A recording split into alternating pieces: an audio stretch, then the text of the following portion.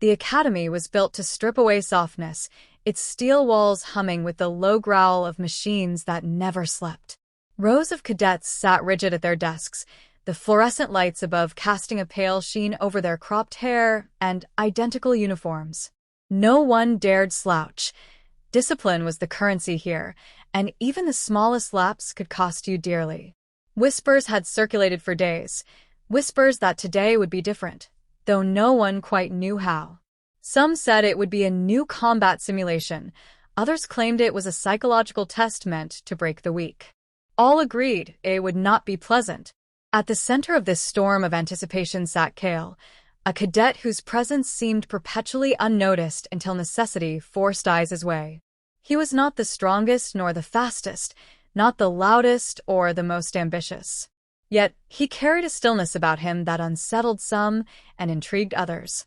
While the other cadets tapped their boots anxiously under their desks, Kale sat motionless, his gaze fixed on the wide doors at the front of the hall, waiting. The doors hissed open with mechanical precision. 2 guards entered first, clad in black armor that seemed to drink in the light. Between them, an enormous transport cart rolled forward, the sound of its wheels echoing against the metal floor. The cadets inhaled as one, their breaths caught in their throats. Upon the cart, shackled yet towering above all else, was a lion. Its mane flared like a halo of firelit gold, its muscles coiled beneath tawny fur. Even asleep, the beast radiated an aura of primal power that dwarfed every weapon in the room. The cadets had trained against drones, against simulations of alien invaders, but nothing in their education had prepared them for the raw majesty of nature embodied so close. The cart halted at the front, and without ceremony the locks clicked free. The lion stirred, its eyelids heavy, and for a moment tension flared like a wire stretched too tight. Dozens of hands twitched towards sidearms they were not permitted to draw. The beast yawned, an endless cavern of teeth framed by a rumbling chest, then lowered itself onto the cold platform with the grace of something that feared nothing at all. The sound of its breath filled the silence, steady and unhurried, as if the presence of so many soldiers meant nothing. A ripple of unease passed through the room. This was supposed to frighten them. Instead, the lion slept. The commanding officer, a tall figure with silver streaks in her dark hair, said nothing. Her expression betrayed no satisfaction or disapproval, only a watchfulness that suggested the true test had already begun. The cadets shifted in their seats, some glancing at the beast, others at each other, waiting for an instruction that did not come. The absence of guidance was itself a weapon. Their minds scrambled to fill the void with fear, speculation, or bravado. Kale felt the weight of eyes on him and realized with a slow dread that the lion had not chosen its place by chance. When it folded its massive body down, it had settled beside his desk, its flank a wall of heat against the cold steel floor. Every inhale it drew seemed to tug at his heartbeat, urging him toward calm rather than terror. He dared not move, though the urge to reach out, to test the softness of its mane, lingered at the edges of his thoughts. Around him, whispers grew louder, cadets muttering that fate had marked him for either glory or destruction. The lion twitched in its slumber, a paw flexing as though chasing prey in dreams. A girl 2 rows back stifled a gasp, and her neighbor laughed too loudly, the sound brittle with nerves. The commander remained silent. Kale, with the beast pressed close enough that he could smell the musky heat of its fur, understood suddenly that the silence was deliberate. This was not about the lion itself, but about them, about how each cadet would react when confronted with a power they could neither command nor control.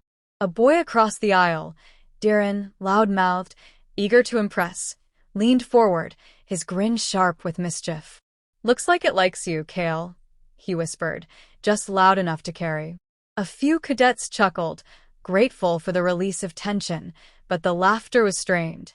Darren's words were not comfort but a challenge, a reminder that proximity to danger made you either the bravest or the most expendable.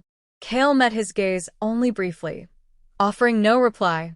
To answer would have been to play into the game, and something deep within him told him that the lion despised games.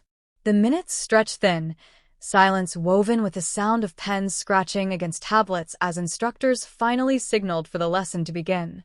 Equations and tactical diagrams flickered across the screens, but few could focus.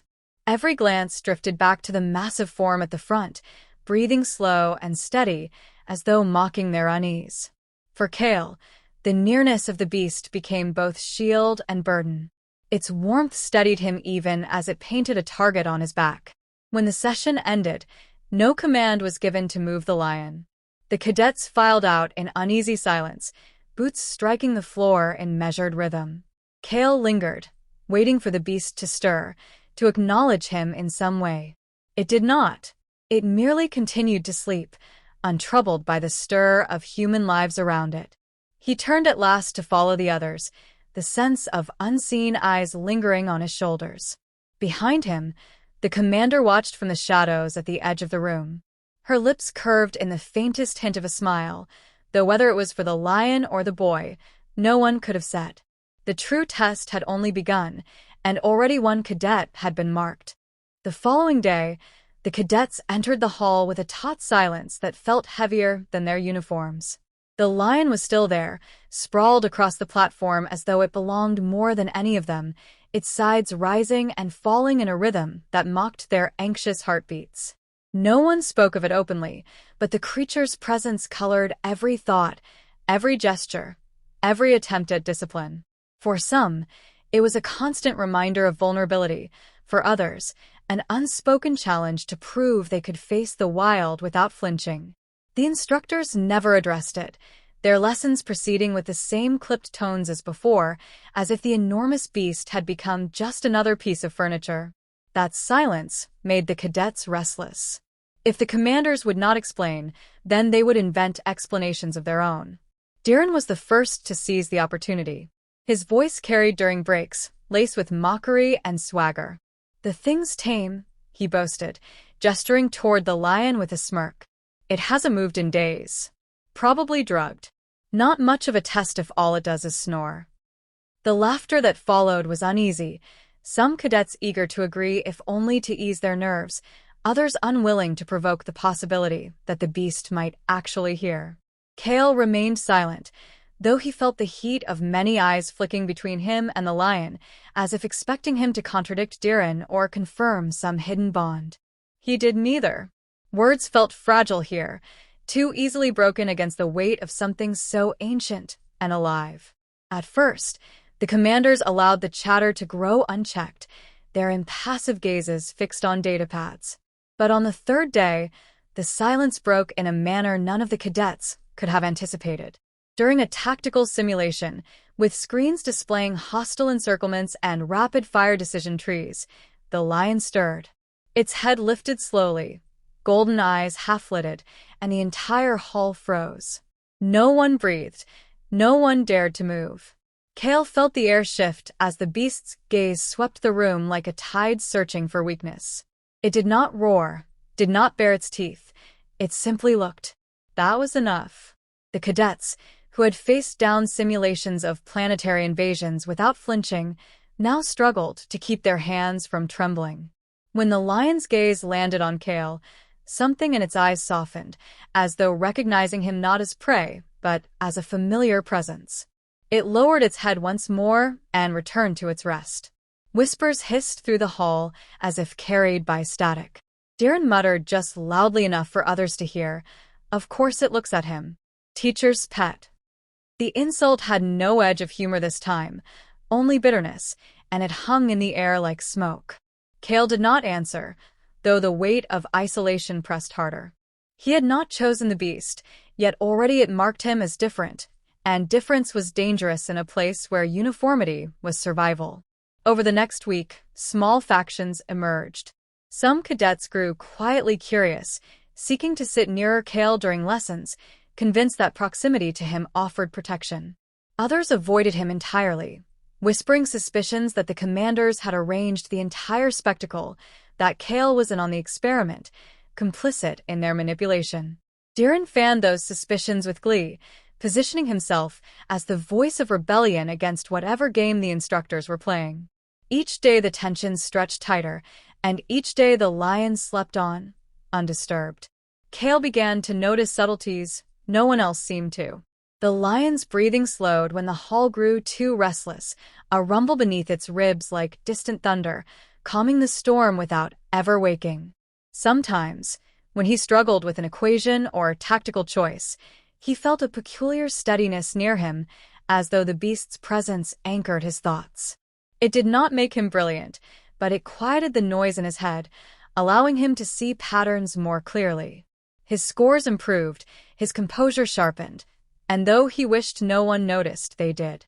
The commanders watched with cool detachment, never commenting, but their eyes lingered longer on the class now, measuring not just the cadets' answers, but the shifting currents between them. When one cadet snapped under the pressure and shouted at Cale for being the lion's chosen, no punishment followed. The silence afterward was punishment enough, a reminder that the experiment was not about fairness, but revelation. One evening, as drills ended and the cadets filed out, Darren blocked Cale's path. His grin was gone, replaced by something harder. "You think this means something," he said in a low voice. "That beast sleeps beside you, and suddenly you're special. But when it wakes for real, when it shows its teeth, we'll see how calm you are." Cale met his eyes, searching for the bravado that usually hid there, and saw only fear disguised as anger. He said nothing because there was nothing to say.